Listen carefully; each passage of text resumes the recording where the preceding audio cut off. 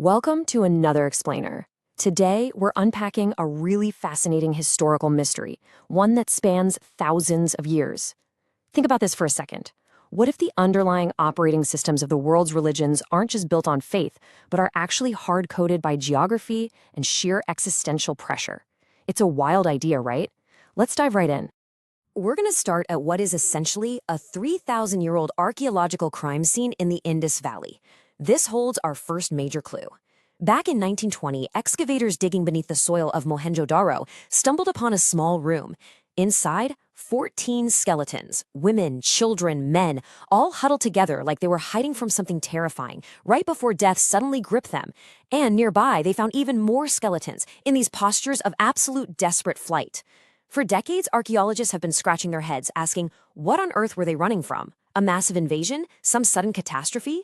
Now, while the exact cause is still heavily debated, this scene is so much more than just a localized tragedy. It actually represents the starting point of an evolutionary journey that shaped the religions practiced by literally billions of people today. And this brings us to a massive, completely mind-bending historical anomaly. Look at how quickly ancient, powerful empires saw their thousands of years old religions wiped out. Egypt converted to Christianity in about 300 years. Rome, roughly 70 years. Persia's Zoroastrianism, which had been around for a millennium, was replaced by Islam in just 200 years. But then you look at India. Despite facing over 70 massive invasions and 2,500 years of profound chaos, it retained its original polytheistic framework, with 80% of its population remaining Hindu today. So why? How did that happen? Well, the answer isn't just in the theology, it's actually coded into the underlying sociological architecture. Moving to Section 1, the global baselines. Here, we'll see how geography codes religion in Egypt and Israel. To really wrap our heads around this, we need to see how a physical environment forces an identity to mutate. Just look at the intense contrast here. On one hand, you have Egypt, which was practically geographically blessed. It was protected by oceans to the north, huge deserts to the east and west, and it had the completely predictable Nile River right in the middle. It was incredibly stable. They faced maybe 5 to 7 major invasions over 3,000 years. So their religion, it just had to stay in maintenance mode. Israel, on the other hand, was a geographical nightmare. It was a narrow 470-kilometer strip that basically acted as an open highway between 3 massive superpowers. It endured 44 invasions and 23 sieges. So Israel's religion couldn't just maintain. It was forced into a state of constant survival mode. Imagine facing total psychological chaos. Your temple is destroyed, your leaders are deported. To prevent their entire identity from being erased by the Babylonians back in 586 BC, Judaism executed this brilliant ideological mutation. Think about it. If they believed their god had been defeated, their identity would have completely dissolved into Babylon. Instead, the narrative shifted. The story became that God wasn't defeated but angry. To make sure the religion survived without a king, without a physical temple, or even a land, it was detached from physical geography. It was basically downloaded into a portable hard drive. It got coded directly into strict dietary laws, lifestyle rules, and physical markers. The identity mutated into a sealed survival capsule that could withstand practically any external pressure.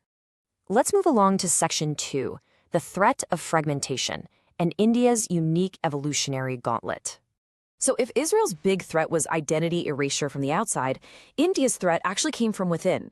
Extreme climate change caused the Indus Valley Civilization to collapse, which created this terrifying threat of massive internal fragmentation. By 3000 BC, the Indus Valley was huge, literally bigger than Egypt and Mesopotamia combined. We're talking perfectly standardized grid cities, advanced drainage, unified weights and measures, the whole shebang. But then, around 2200 BC, a major climate shift known as the 4.2 kiloyear event happened, permanently altering global winds. The monsoons failed. Without water, those massive cities just couldn't survive, and the civilization slowly fractured. The population scattered across this vast, incredibly diverse geography. And the real risk here was that they would simply break apart into 1,000 completely disconnected tribes. The original Indus Valley order was built into physical hardware, the bricks, the drainage systems, the city grids. When the cities fell, that order was essentially lost. But as migrating Indo-Aryans moved in, they brought a new kind of order, one that wasn't tied to physical buildings. It was, if we keep the tech metaphor going, a portable software. It was coded in memorized mantras, fire rituals, and stored securely in the minds of the priests. You see, you can destroy a city, but you cannot easily destroy a memorized chant. When the remnants of those localized Indus rituals merged with this highly portable Vedic software, it created the foundational DMA for Hinduism. It became a system that was incredibly distributed, naturally portable, and crucially, completely lacked a vulnerable central command. Which brings us to Section 3, upgrading the operating system to pass the tests of social and ideological diversity. So here's the billion-dollar question. How do you keep millions of wildly diverse people organized when you don't have a centralized divine king pulling the strings? Enter the Dharma model. This model basically acted as a massive social coordination architecture, keeping society stable even as empires inevitably fell and new invaders arrived. Instead of relying on a top-down ruler to enforce order, the order was distributed directly into the very fabric of society. Every single person had a defined duty, a specific role, and rituals based on their position. This meant the operating system was literally running in every home and every village. If a king was killed or a whole empire collapsed, the society itself didn't disintegrate. Why? Because the socio-religious code, the Dharma, was completely decentralized. Now, as society stabilized and generated wealth, people naturally started questioning the deeper meaning of life, looking beyond just their daily rituals. And this is where the profound texts of the Upanishads stepped in, providing an answer to that creeping existential emptiness. They established this fascinating idea. While there might appear to be millions of different deities on the surface, they're actually all just varied expressions of one single ultimate reality, known as Brahman. Truth is one, the wise call it by many names.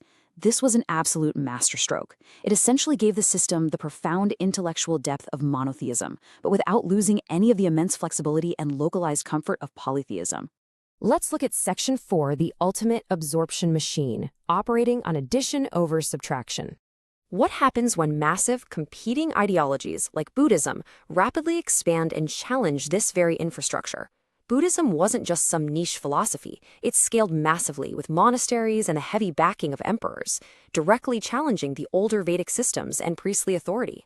But instead of going to war, Hinduism utilized an addition operating system.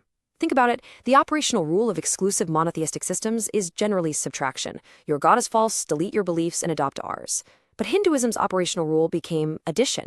Instead of fighting localized beliefs or competing faiths, the system simply said, hey, your god is actually just another form of our god. By completely absorbing Buddhism's core tenets and figures, Hinduism proved to be an unparalleled sociological absorption machine. Rather than launching a massive, exhausting ideological war against Buddhism, the system just integrated its best features. It absorbed the concepts of karma, nonviolence, and meditation. And then, in a phenomenal final evolutionary move, later texts like the Bhagavata Purana officially recognized Buddha as the 9th avatar of the Hindu god Vishnu. That is just wild. The system literally took its biggest ideological rival and turned him into a feature of its own operating system. And this absorption didn't stop with Buddhism. Through sweeping texts like the Puranas, every local tribe and fragmented region was seamlessly plugged into this rapidly expanding religious network. As India's diversity exploded, the system used massive epic stories like the Ramayana and the Mahabharata to scale.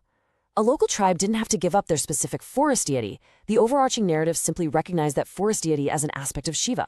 A beloved village goddess, she was embraced as an incarnation of Durga. Through the sheer power of storytelling, this massive decentralized network absorbed countless diverse communities without ever needing forced conversions or militant missionaries. Now, for Section 5, a religion without a center, the final defense mechanism.